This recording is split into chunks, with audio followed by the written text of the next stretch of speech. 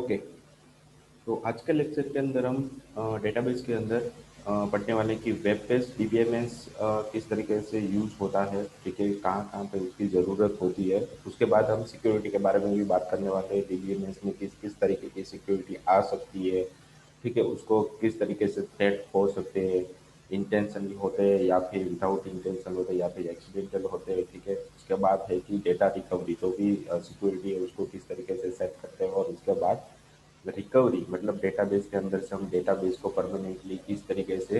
Recover कर सकते हैं, ठीक है। अगर किसी भी कंडीशन में वो क्रैश हो गए या फिर सिस्टम फ्लो बिगड़ गया या फिर क्रैश या फिर डिलीट हो गया डेटा अनफॉर्चुनेटली, ठीक है। तो इस तरीके से हम डेटाबेस को क्या कर सकते हैं कि रिकवर भी कर सकते हो। तो इस 3 टॉपिक के बारे में आज के लेक्चर के अंदर हम डिस्कस करने वाले हैं, ठीक है। तो फर्स्ट है कि वेब बेस जो छोटा सा टॉपिक है, उसके बाद सिक्योरिटी और रिकवर। तो वेब बेस के बारे में फर्स्ट ऑफ ऑल सीख लेते हैं कि उसके अंदर एग्जैक्टली होता क्या है, कहाँ कहाँ पे उसकी ज़रूरत होती है, ठीक है। तो यहाँ पे बताया गया कि वेब के अंदर आप किसी भी तरीके की सिस्टम बनाते हो, मतलब किसी भी तरीके का सॉफ्टवेयर बनाते हो, तो उस सॉफ्टवेयर के अंदर आपको डेटा स्टोर करने के लिए डीबीएमएस की ज़रूरत पड़ेगी ही पड़ेगी। कोई भी आप डेटाबेस ले लो, जैसे कि आपको किसी भी तरीके की सिस्टम बनानी है, ठीक है,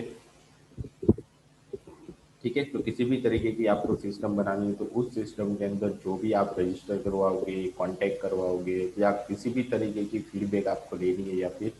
किसी भी तरीके का डेटा को स्टोर करवाना रहता है परमानेंटली, तो उसके लिए यहाँ पे आपको डेटाबेस की मतलब डीबीएमएस की ज़रूरत पड़ेगी ही पड़ेगी,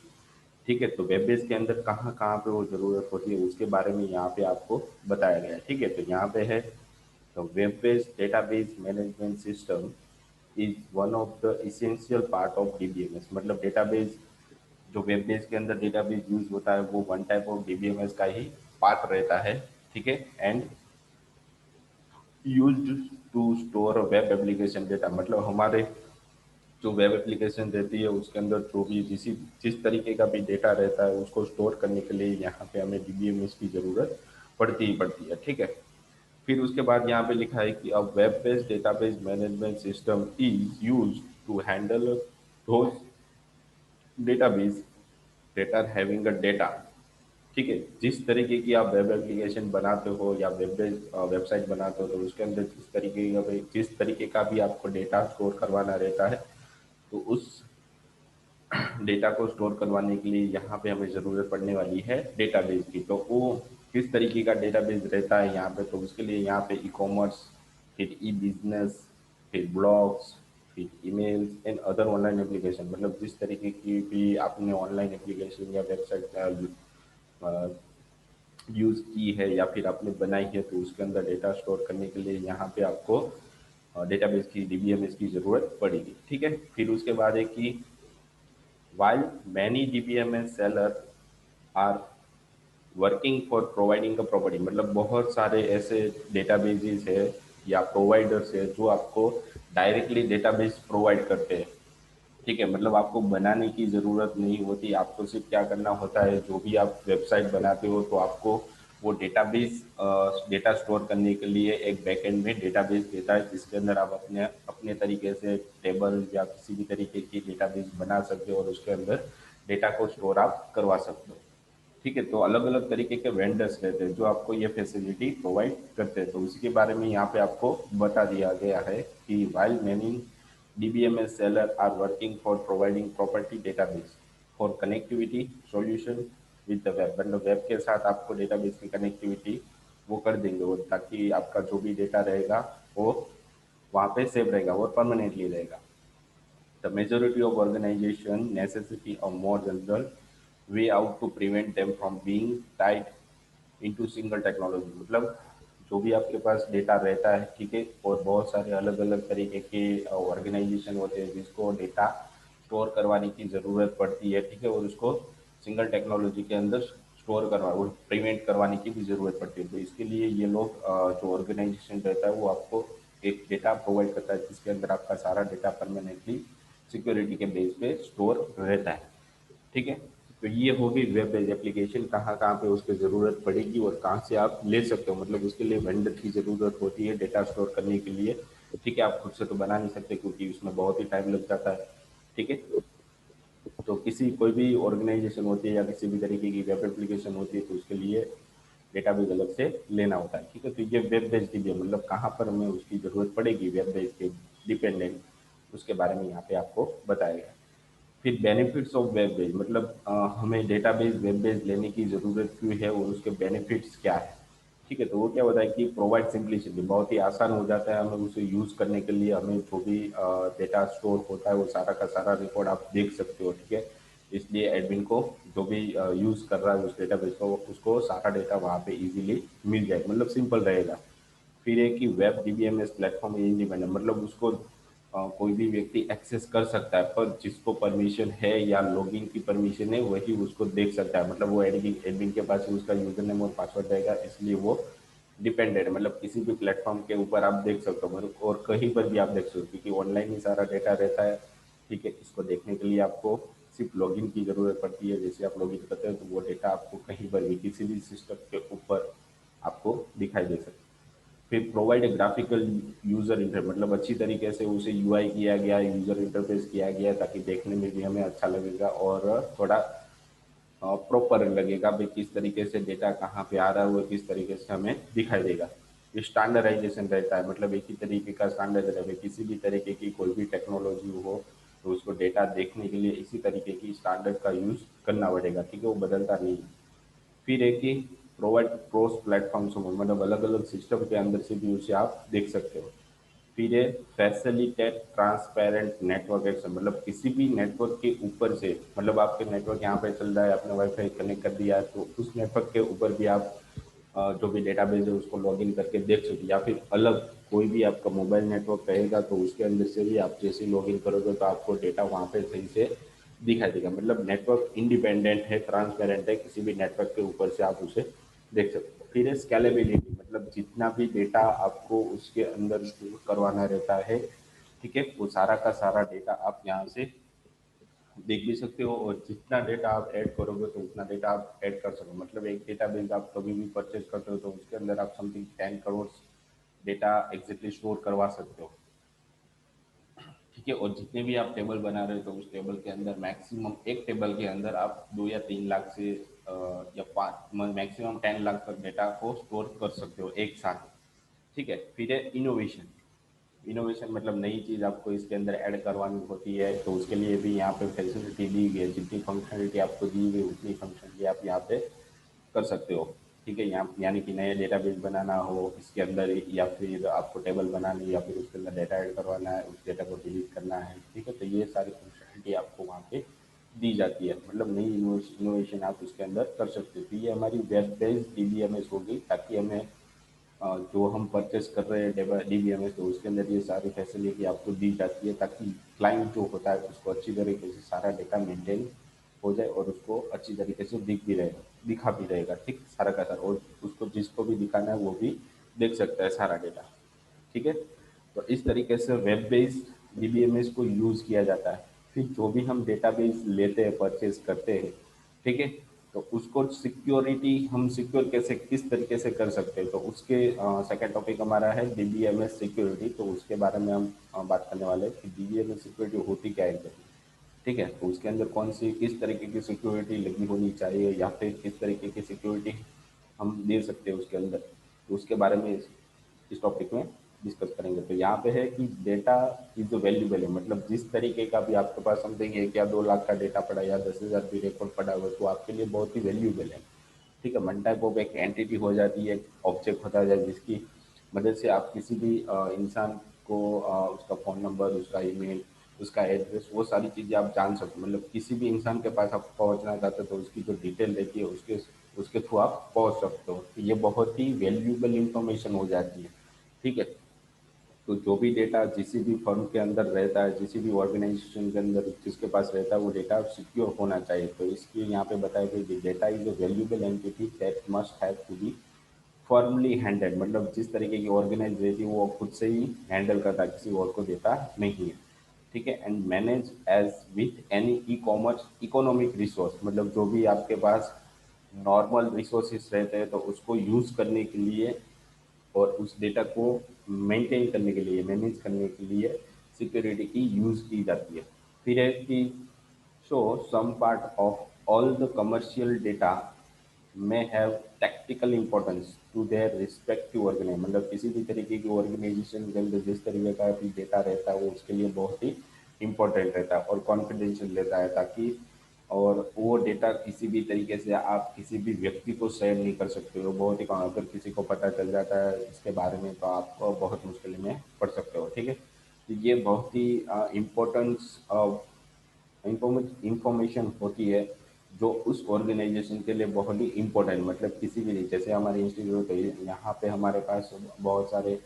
स्टूडेंट्स होते हैं ठीक है जिसकी इन्फॉर्मेशन हमें डिस्क्लोज नहीं करनी होती है ठीक है तो एक दूसरे का डेटा भी वो देख नहीं सकते इस तरीके से हमें डेटा को सेव करके रखना होता है वो सारी इन्फॉर्मेशन किसके पास रहती है ऑर्गेनाइजेशन के पास ही रहती है मतलब हमारे पास रहती है ठीक है तो ये इस तरीके की सिक्योरिटी मतलब एक दूसरे का डेटा कहीं से भी लीक होना नहीं चाहिए ठीक है अगर लीक होता है तो बहुत ही बदनामी हो सकती है ठीक है तो ये बहुत ही सिक्योरिटी और सेंसेबल इंफॉर्मेशन होती है ठीक है तो सिक्योरिटी इस तरीके से सेटअप होती है ठीक है किस तरीके से किसी भी तरीके की ऑर्गेनाइजेशन के लिए अब सिक्योरिटी को डेटाबेस के अंदर किस तरीके से मेंटेन किया जाता है ठीक है तो उसके बारे में भी यहाँ पे आपको बताया गया है वापस से कि डेटाबेस ये तो हमारे डीबीएमएस के लिए था और उसके बाद यहाँ पे डेटाबेस के बारे में बताया गया तो डेटाबेस के अंदर किस किस तरीके की सिक्योरिटी होती है तो उसके बारे में यहाँ पे हम डिस्कस करेंगे database security is a technique मतलब जो भी सिक्योरिटी हम लगाने वाले हैं वो क्या होती है वन टाइप ऑफ एक टेक्निक्स होती है जो हमारा सॉफ्टवेयर होता है उसके अंदर इनबिल्ट रहती है जो हमें बनानी नहीं होती या फिर आपको खुद से बनानी होती है तो उसके लिए आपके किसी भी तरीके की डेवलपिंग की फील्ड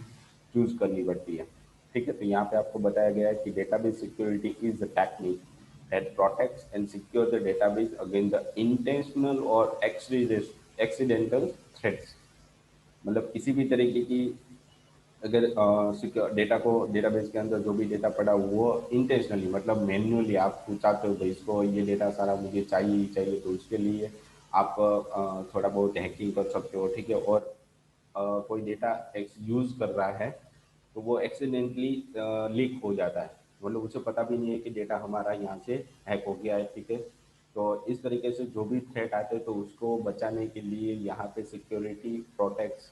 और सिक्योरिटी सेट की जाती है जिसकी मदद से वो डेटा कहीं पर भी आसानी से लीक ना हो ठीक है तो ये सिक्योरिटी सेटअप होनी चाहिए दूसरी बात है कि security concern with will be relevant not only the data reside in organisation database ठीक है तो यहाँ पे जो भी सिक्योरिटी होती है वो सिर्फ डेटा को रिसेट मतलब डेटा को सिक्योर करने के लिए नहीं होती उसके लिए ऑर्गेनाइजेशन के अंदर जो भी डेटा उसका रहता है मतलब जो वेबसाइट होती है उसको भी यहाँ पे अच्छे से सिक्योर करनी होती है तो उसके लिए यहाँ पे दिखाया गया है कि द ब्रेकिंग ऑफ सिक्योरिटी में harm other part of the system मतलब जैसे आप किसी भी तरीके की सिक्योरिटी तोड़ते हो तो वहाँ पे आपको हार्डवेयर होता है या फिर सॉफ्टवेयर होता है उसको भी यहाँ पे हार्म होने की एक वन टाइप ऑफ पॉसिबिलिटी होती है ठीक है तो बीच में अल्टीमेटली अपन का डेटा बेस है मतलब जो भी हमारा हार्डवेयर के अंदर कभी भी चेंजेस होगा या हैकिंग हो गई तो हमारे डेटाबेस के अंदर भी स्ट्रक्चर के अंदर भी चेंजेस हो सकता है ठीक है तो ये भी सिक्योरिटी हो सकती है उसके बाद ही कि consequently database security include hardware parts and software parts and human resource and the data मतलब डेटा तो हमारा one type of internally data store हुआ है उसके अलावा हमारे कौन कौन से पार्ट है वो सिक्योर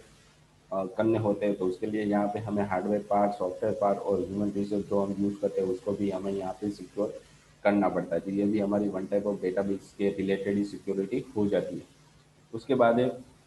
कि डेटा को अच्छी तरीके से सिक्योर करने के लिए टू इफिशियंटली डू द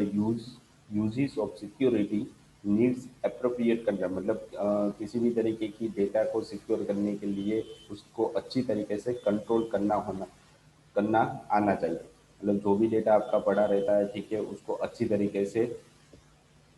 किसी एक पर्सन या एक से ज़्यादा पर्सन को आप डिस्क्लोज नहीं कर सकते ताकि आपके पास वो अच्छे से सिक्योर रह सके अगर आपके पास उस डेटाबेस के अंदर जाने के लिए यूजर नेम और पासवर्ड है तो आप ही उसको एक्सेस कर सकते हो और कोई कर नहीं सकता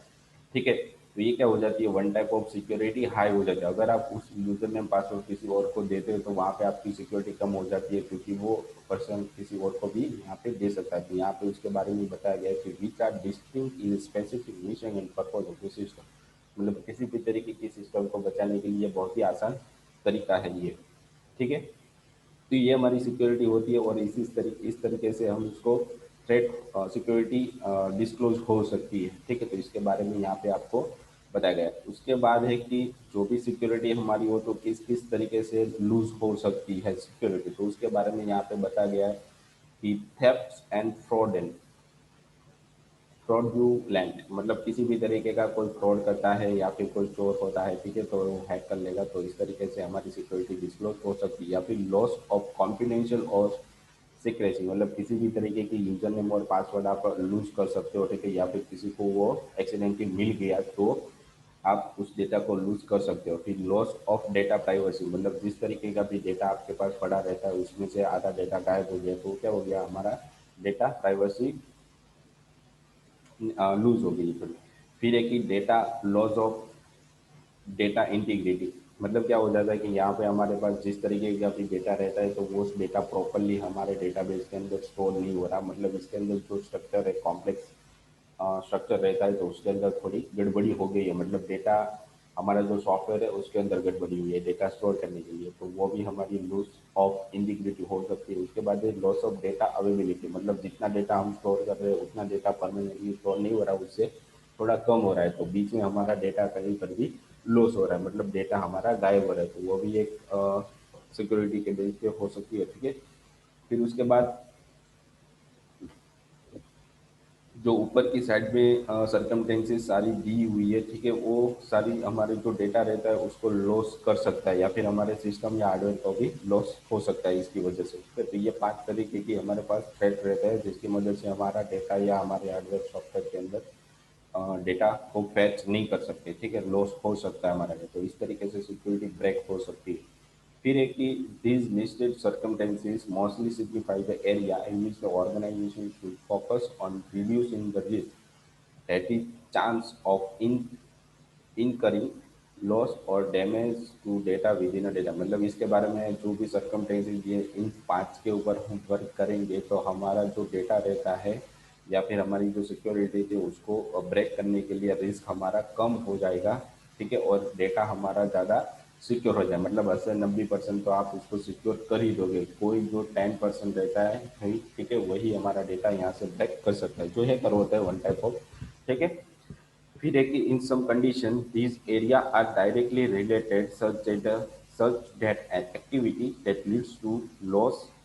इन वन एरिया में also lead to loss in another, मतलब एक अगर हम किसी भी एक तरीके की सिक्योरिटी अच्छी तरीके से बनाना चाहेंगे तो उसका इफेक्ट दूसरे सॉफ्टवेयर पर या फिर दूसरी डेटा रहती है उसके अंदर भी हो सकता है, ठीक है, ठीक है। तो ये हमारी एक प्राइवेसी हो जाती है जिसके अंदर हम डेटा को लॉस नहीं कर सकते, ठीक है। उसके बाद है कि in some condition these area are directly related, मतलब जो भी डेटा हमारा रहता है, जो भी यूजर रहते हैं वो डायरेक्टली हमारे डेटाबेस के साथ कनेक्टेड होते हैं, ठीक है, तो ये डायरेक्टली एक्सेस नहीं करने देना होता है, ठीक है, तो हमारी जो भी डेटा रहती है वो सिक्योर फॉर्म में रह सकती है। तो जो भी हमारा डेटा है और ऑर्गेनाइजेशन है वो सारा का सारा एक दूसरे के साथ इंटरकनेक्टेड होते हैं, ठीक है। तो ये जो भी ऑर्गेनाइजेशन और डेटाबेस है तो इन दोनों के बीच में वन टाइप हम हमारा लॉगिन या सिक्योरिटी बीच में लगा सकते हैं ताकि जो भी ऑर्गेनाइजेशन को जिस तरीके का डेटा दिया गया है वही वो यूज कर सकते हैं, उसके अलावा दूसरा डेटा वो एक्सेस ना कर सके, ठीक है। तो इस तरीके की हम सिक्योरिटी के बेस पे थोड़ा वर्क कर सकते हैं ताकि हमारा जो भी डेटा है वो लॉस होने में रिस्क थोड़ा कम हो जाए, ठीक है। फिर उसके बाद है कि हम कंप्यूटर बेस पे हमारी डेटा की सिक्योरिटी किस तरीके से बढ़ा सकते हैं, तो यहाँ पे उसके बारे में आपको बताया गया है। तो सिक्योरिटी मतलब कंप्यूटर बेस पे हमारी डेटा बेस पे सिक्योरिटी किस तरीके से बढ़ा सकते हैं, बाई डिफॉल्ट तो वो देती ही है पर हम हमें खुद से हमारे कंप्यूटर में से कंट्रोल देना होता है, तो किस तरीके से दे सकते हो, तो उसके यहाँ पे उसके लिए यहाँ पे आपको थोड़े बहुत पॉइंट्स दिए गए। यहाँ पे बताया गया है security of DBMS is barely as good, मतलब वो बहुत ही अच्छी होती है ऑलरेडी, तो ही हम तो ही तो कोई भी व्यक्ति उसको यूज करने वाला है, ठीक है, वो अच्छी होने वाली है। फिर एक ही the security of DBMS is multi good as that the operating system, मतलब ऑपरेटिंग किसी भी तरीके की ऑपरेटिंग सिस्टम के बेस पे वो सिक्योरिटी अच्छी होती है due to the close association among them, मतलब जब तक वो खत्म नहीं होती, जब तक आप उसको खत्म नहीं करते, तो most of the computer based database security are listed below. तो एक्सेस ऑथराइजेशन मतलब किसी भी व्यक्ति को उस डेटाबेस के अंदर जाने के लिए पहले तो लॉगिन ऑथराइजेशन करना पड़ता है, मतलब उसको डेटा पहले देना पड़ता है वहाँ पे। अगर वो डेटा वहाँ पे उसके पास डेटाबेस के अंदर होगा तो ही वो लॉगिन कर सकता है, वरना नहीं कर सकता। ठीक है। फिर है कि एक्सेस कंट्रोल, मतलब उसको एक्सेस करने के लिए कौन कौन सी फंक्शनलिटी दी जाती है, जैसे डिलीट कर सकते हो, नए डेटाबेस बना सकते हो, नए टेबल्स बना सकते हो, फील्ड को चेंज सकते हो, रीनेम कर सकते हो, तो ये सारी फंक्शनलिटी दी जाती है। फिर डेटाबेस को देख सकते हो। फिर उसके बाद उसका बैकअप भी ले सकते हो, और रिकवरी ऑफ डेटा मतलब जो भी आपको डेटा दिया गया, अगर उसके अंदर किसी भी तरीके की आपको बैकअप चाहिए यहाँ से यहाँ तक, मतलब इस डेट से इस डेट तक का आपको डेटा रिकवर बैकअप करना है तो भी आप कर सकते हो। तो उस तरीके की फैसिलिटी उसके अंदर दी जाती है। या फिर पूरे रिकॉर्ड मतलब जितना भी आपका डेटा है उसको सारे का सारा रिकॉर्ड को अब तक रिकवर करना है तो उसके लिए भी फैसिलिटी वहाँ पे फंक्शनलिटी दी गई होती है, ताकि आप आसानी से जैसे क्लिक करोगे तो आपका डेटा रिकवर हो सकता है। उसके बाद है डेटा इंटीग्रिटी, मतलब एक दूसरे के साथ टेबल के साथ अलग अलग डेटाबेस के साथ इंटीग्रिटी करने के लिए भी आपको कमांड दी जाती है, जिसकी वजह से आप उस डेटा को कहीं पर भी आपको शो करवाना रहता है तो उसके लिए यूजर नेम और पासवर्ड रहती है, और उसको वहाँ पे आप एक्सेस यूज कर सकते हो। ठीक है, मतलब कहीं पर भी उस डेटा को आप दिखा सकते हो। फिर इंक्रिप्शन, मतलब किसी भी तरीके का डेटा को आपको दिखाना नहीं है किसी और पर्सन को, मतलब बहुत सारा डेटा में से थोड़ा डेटा आपको इनक्रिप्ट फॉर्म में रखना है और थोड़ा डेटा आपको दिखाना है, तो इंक्रिप्शन के लिए भी आपको एक फंक्शनलिटी दी जाती है। फिर एक रेड टेक्नोलॉजी, मतलब रिडेंडेंट, मतलब डुप्लीकेट डेटा बार बार नहीं आना चाहिए, एक ही रिकॉर्ड बार बार फैच नहीं होना चाहिए, तो ये सारी रेड की टेक्नोलॉजी हो जाती है। ठीक है। तो ये जैसे कि रेड के बारे में हमने पढ़ा था, रिडंडेंसी, एटॉमिसिटी, इंटीग्रिटी और डिपेंडेंसी। ठीक है, ये सारी चीज़ें हमने यहाँ पे आगे के लेक्चर के अंदर पढ़ी थी। ठीक है। तो ये सारी उसकी फंक्शनलिटी दी जाती है जो हम कंप्यूटर बेस पे सिक्योर उसको कर सकते हैं। ठीक है, तो ये कंप्यूटर बेस पे हम उसको कंट्रोल कर सकते हैं डेटा को इस इतने तरीकों से।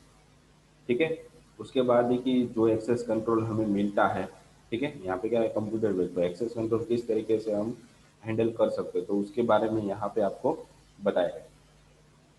फिर एक the usual way of supplying access control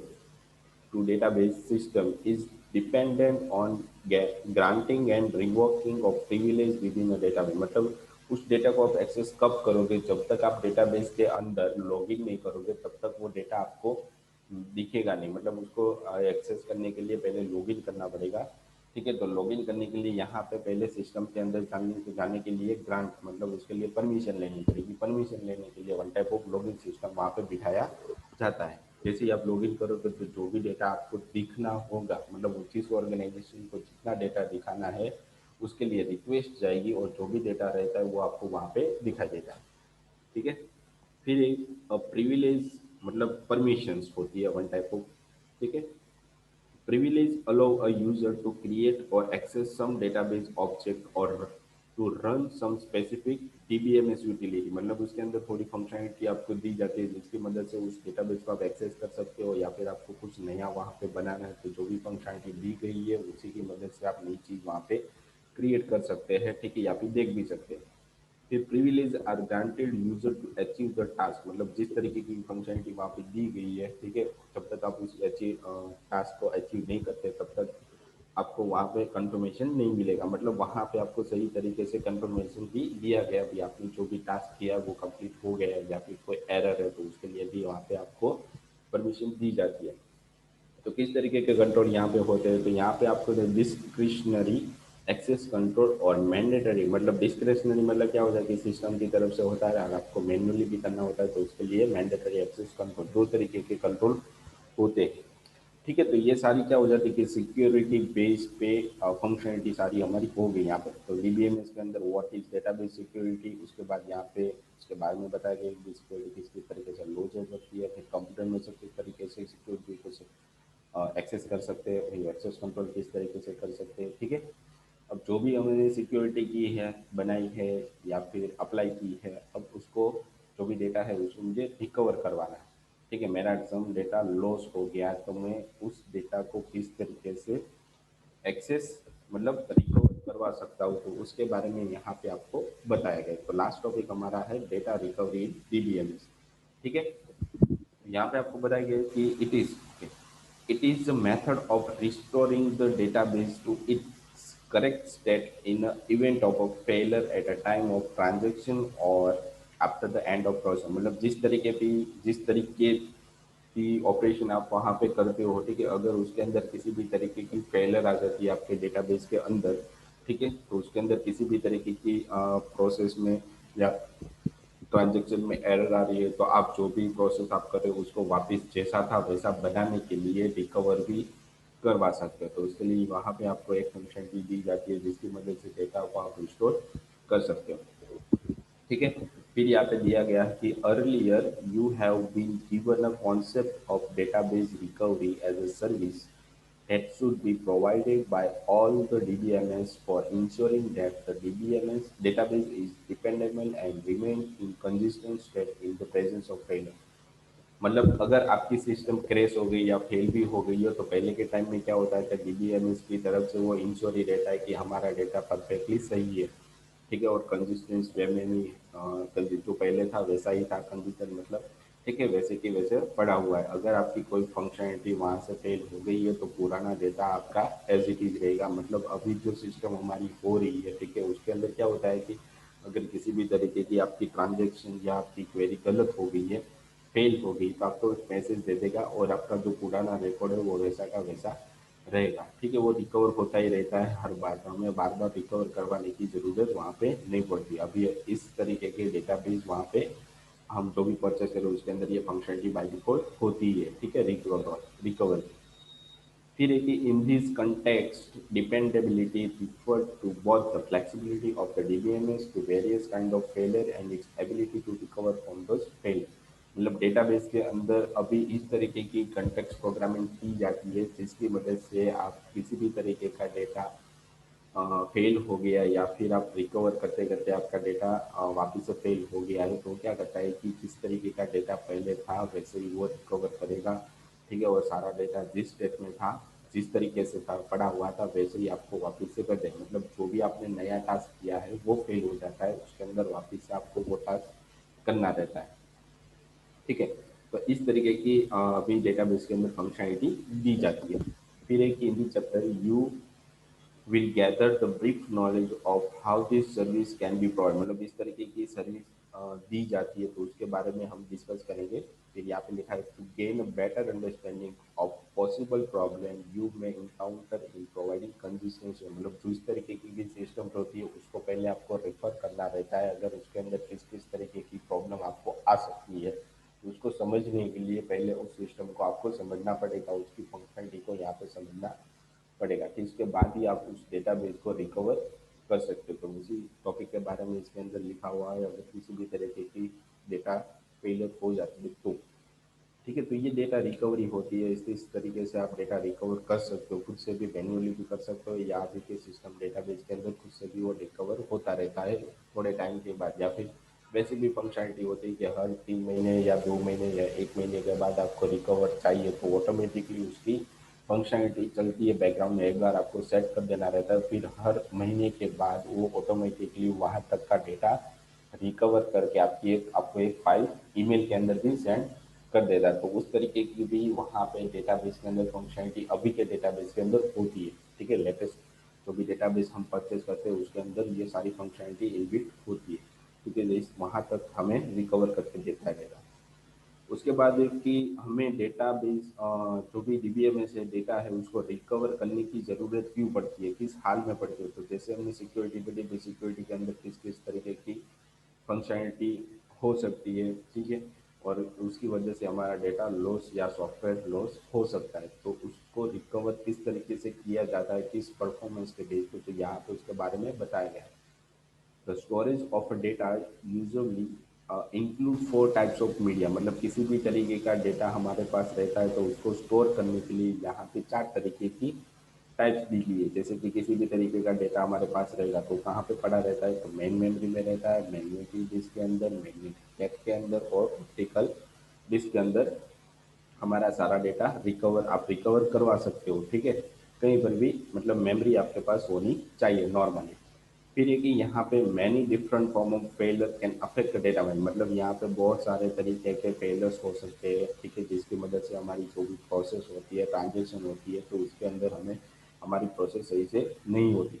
तो उसको यहाँ पे अच्छी तरीके से रिकवर करने के लिए किस मेमोरी के अंदर उसको रिकवर बार बार किया जाता है, ठीक है। और किस तरीके की डिवाइस में से आप रिकवर डेटा कर सकते हो, तो उसके बारे में यहाँ पे आपको बताया गया है कि 4 तरीके की डिवाइसेस रहती है जिसके अंदर से डेटा आप रिकवर कर सकते हो। तो फेलियर कब होता है, ठीक है, और उसके अंदर से डेटा को रिकवर किस सिचुएशन में किया जाता है, तो उसके बारे में सम पॉइंट्स यहाँ पे दिए गए हैं, ठीक है। तो फर्स्ट पॉइंट यहाँ पे है कि ड्यू टू हार्डवेयर और सॉफ्टवेयर एरर